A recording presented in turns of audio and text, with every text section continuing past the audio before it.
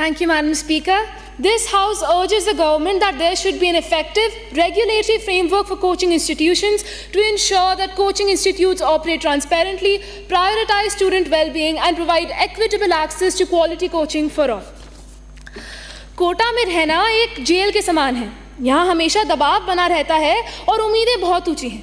ये मेरे शब्द नहीं, ये कोटा के एक छात्र के शब्द हैं। महोदय, एक मामूली सवाल से शुरू करते हैं।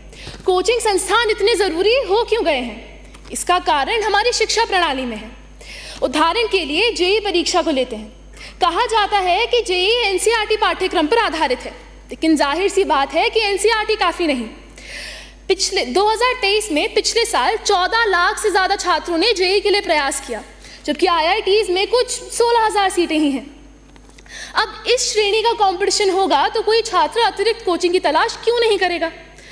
एक सवाल हमें ये भी पूछना चाहिए कि ये परीक्षाएं पूरी तरह स्कूल के पाठ्यक्रम पर आधारित क्यों नहीं है? पर हमें ये सवाल भी पूछना चाहिए कि अगर ये परीक्षाएं पूरी तरह स्कूल के पाठ्यक्रम पर आधारित भी हुई तो फिर वो कॉलेज के लिए कैसे तैयारी करेंगे? स्थिति तो ऐसी है कि नकली स्कूल से उभर आए हैं। सभापति महोदय, कोचिंग संस्थानों की मांग हमारे सिस्टम ने ही बनाई है और इन संस्थानों ने शिक्षा को एक व्यापार सा बना दिया है।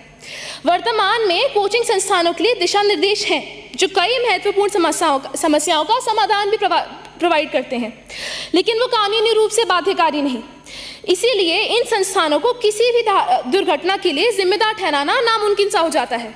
दुख की बात है कि आज इस देश का युवा दबाव में आके आत्महत्या करने पर मजबूर हो जाता है, इस भ्रम में कि इस परीक्षा के आगे उनका जीवन ही नहीं, कि अगर वो ये एग्जाम क्लियर नहीं कर पाए तो उनके जीवन का कोई महत्व ही नहीं।